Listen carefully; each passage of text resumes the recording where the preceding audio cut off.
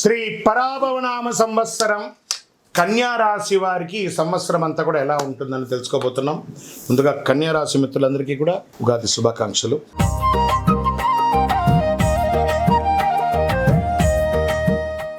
ఉత్తరా ఫల్గుని నక్షత్రం 2, 3, 4 పాదములు, హస్తా నక్షత్రం మరియు చిత్తా నక్షత్రం 1, 2 పాదాలకు జన్మించిన మీరు కన్యారాశి వారిగా పరిగణించబడుతున్నారు. ఈ పరాభవనామ సంవత్సరంలో అద్భుతమైనటువంటి ఫలితం అని కూడా చెప్పచ్చు. Jackpot year. ఈసారి 100కు 100 మార్కులు తెచ్చుకున్నటువంటి రాశులు ఏదైనా ఉందంటే అది కన్యారాశికి చెప్పచ్చు.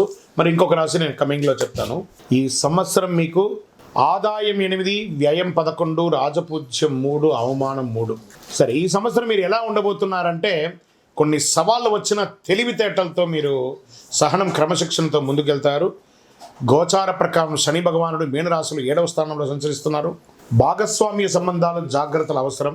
పార్ట్నర్షిప్ లేదా హస్బెండ్ అండ్ వైఫ్ హస్బెండ్ మధ్యలో వ్యాపార ఒప్పందాల్లో ఆశించిన దాన్ని నిర్ణయం తీసుకోవాలి.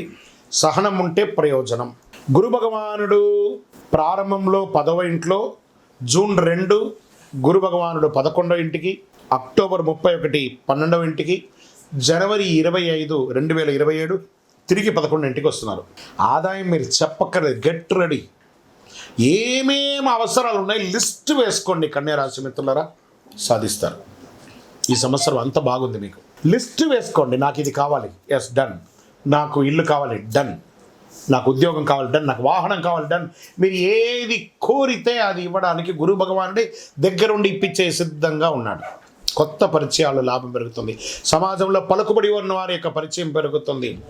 ఎంత అద్భుతంగా ఉంటున్నారంటే రాహుకేతువులు 6వ ఇంట, కేతు 12వ ఇంట్లో ప్రారంభంలో. రాహు మళ్ళీ డిసెంబర్ 6వ తారీఖున 5వ ఇంట, కేతు 11వ ఇంట. శత్రువులపై విజయం సాధిస్తారు. పోటీ పరీక్షలో విజయం సాధిస్తారు. విద్యలో అభివృద్ధి చెందుతారు.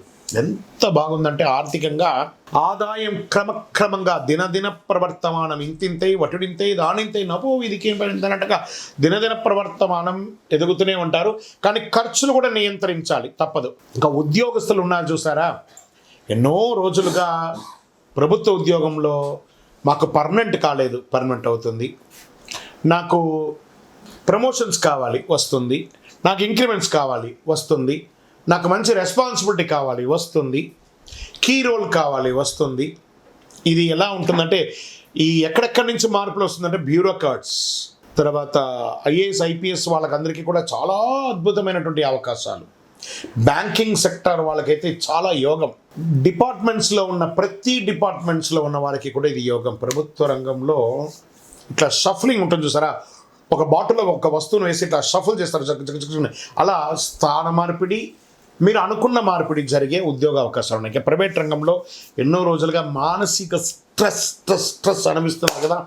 ఉద్యోగం ఉండి ఎప్పుడు ఉడుతుందో తెలియదు, ఉద్యోగం లేకుండా ఉండి లేకుండా ఉండడము ఎప్పుడు వస్తుందో తెలియదు, ఉద్యోగమే లేని వాళ్ళకి ఎప్పుడు వస్తుందో తెలియదు. ఇవన్నిటికీ ఒక బిగ్ ఫుల్ స్టాప్ అంటే ఉగాది రోజు నుంచే మీకు శుభవార్త స్టార్ట్. వింటున్నారు మీరు, గెట్ రెడీ. కానీ మీరు ఉన్న స్థానంలో నుండి ఇంకొక స్థానానికి వెళ్ళే మీ జీవనం ఉండే అవకాశాలు ఎక్కువ శాతం కనబడుతున్నాయి ఉద్యోగస్తులకి ప్రైవేట్ రంగంలో. ఇంకా వివాహాది శుభకార్యం ఎన్నో రోజులుగా ఎదురు చూస్తున్నటువంటి వాళ్ళకి పెళ్లి బాజాలు మోగుతున్నాయి. Shopping, get ready. చాలా అద్భుతమైనటువంటి రోజులు వచ్చేసాయి. సంబంధాల్లో అవగాహన పెరుగుతుంది, ఒకరి పట్ల ఒకరి ఆప్యాయత పెరుగుతుంది. కుటుంబ సభ్యులు, భార్యాభర్తల మధ్య విడిపోయిన భార్యాభర్తలు కూడా కలుస్తారండి. ప్రేమికులుగా విడిపోయిన వాళ్ళందరూ కూడా కలుస్తారు. ఇది ఎంత యోగం చూసారా. అసలు ఇది ఒక మంచి సంవత్సరం అండి. అసలు పూర్వజన్మ సుకృతం ఉంటేనే 2026ని మీరు ఎంజాయ్ చేయగలరండి. కన్యారాశి మిత్రులారా, రాసి పెట్టుకోండి.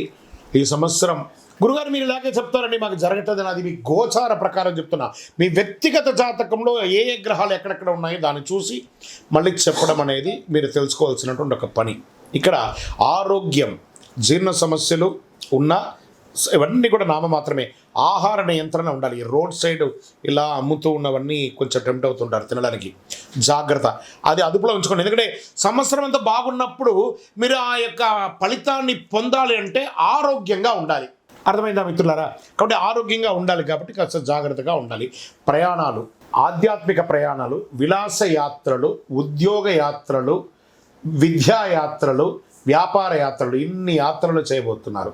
అది రాష్ట్రీయ, అంతర్రాష్ట్రీయ, దేశ విదేశీయంగా కూడా వ్యాపారస్తులు కూడా ఎక్స్పోర్ట్స్ బిజినెస్ అంత అద్భుతంగా ఉండబోతుందండి.